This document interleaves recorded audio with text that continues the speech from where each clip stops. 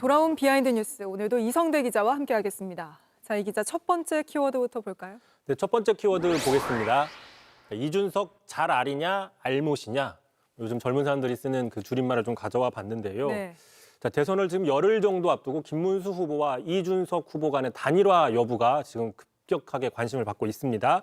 자, 이준석 후보와 개혁신당을 같이 했다가 최근에 이재명 후보 지지 선언을 했던 허은하 전 개혁신당 대표가 자, 자신이 누구보다 이준석 후보를 잘 안다면서 단일화할 것이다 이렇게 전망을 했습니다. 먼저 그 발언 들어보겠습니다.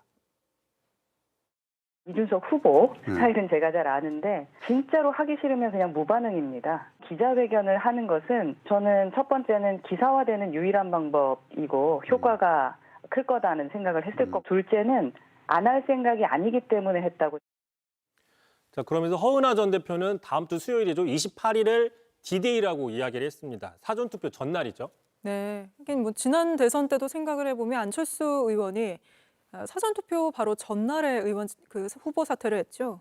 그렇습니다. 자, 역시 이준석 후보와 개혁신당을 같이 하다가 최근에 이재명 후보 지지 선언을 한 김용남 전 의원도 비슷한 전망을 내놨는데요. 네. 자, 이준석 후보는 27일 마지막 TV 토론까지는 참여할 것이다. 자, 단일화 이슈로 본인의 정치적인 위상을 최대한 높인 뒤에 그 다음 날 단일화할 것이다라고 예측을 했습니다. 네, 이준석 후보는 거듭 단일화는 없다고 밝히고 있지만 이 후보와 당을 함께한 두 사람 모두 단일화할 거다 이렇게 보는 거군요.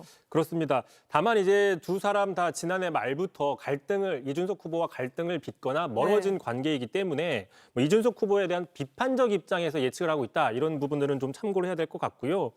어쨌든 알고 보면 이준석 후보 자체는 단일화라는 것에 대해서 그동안 늘 부정적인 입장을 보여왔습니다.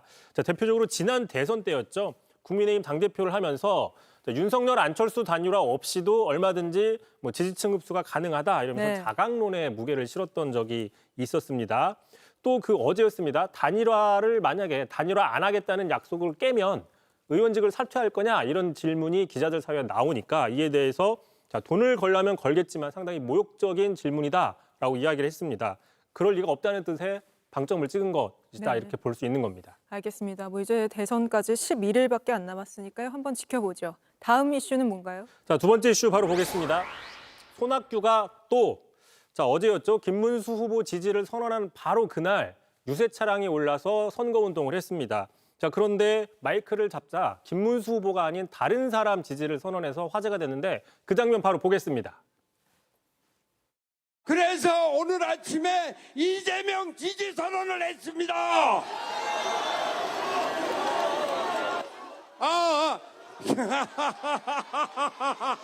김문수 지지 선언을 했습니다. 김문수! 네, 이 장면이 오늘 하루 종일 네. 화제가 됐는데 예전에도 이런 비슷한 실수를 하지 않았었나요? 그렇습니다. 오늘 저 장면 때문에 과거에 손학규 전 대표가 했던 그 말실수가 다시 한번 화제가 됐습니다. 지난 2019년이었는데요. 바른미래당 대표 시절에 거의 분당에 가까울 정도로 당내 어떤 극심한 갈등 상황에서 기자들과 문답을 주고받는 상황에서 자신의 당 이름을 착각한 경우가 있었습니다. 자, 그 장면 한번 보겠습니다. 내가 더불어민주당 확실하게 지킬 겁니다. 왜? 이게 내가 추구해온 정치적인 가치이기 때문입니다. 내가 더불어민주당 바른미래당. 이게 뭐 손학규 전 대표만 이랬다고 하기에는 좀 그런 게 이게 선거 때마다 후보 이름 잘못 말하는 경우는 늘 있어 왔잖아요. 그렇습니다. 그러다 보니까 좀 이제 뭐 웃음도 주고 그렇게 하죠.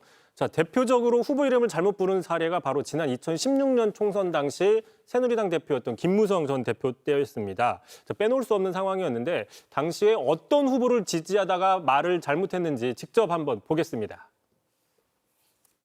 우리나라 발전을 위해서 안철수를 선택해 주시기를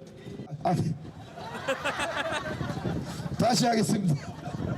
제가 하루에 10번 넘게 연설하다 보니까 여러분 웃기려고 일부러 그랬습니다.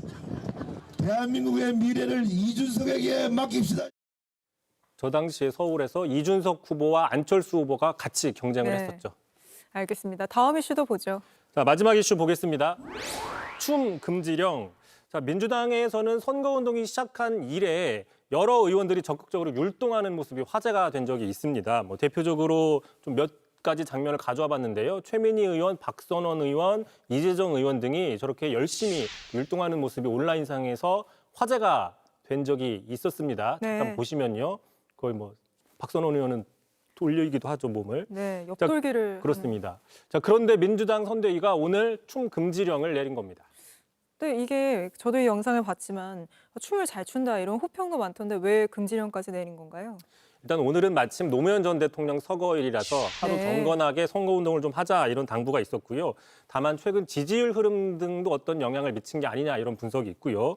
참고로 제가 선대위의 고위 관계자한테 직접 물어봤더니 일단 오늘까지는 전면 금지이고 내일부터는 율동 같은 걸 다시 할 것이다. 다만 막춤 같은 것은 자제하자 이런 기조를 갖고 있다고 합니다. 네. 이 세 가지 장면 중에 어떤 게 해당이 될지는 직접 판단을 해보면 될 것 같습니다. 알겠습니다. 오늘은 여기까지 듣죠. 이성대 기자였습니다. JTBC 뉴스를 시청해 주셔서 고맙습니다. 저희는 저녁 6시 30분 뉴스룸에서 뵙겠습니다.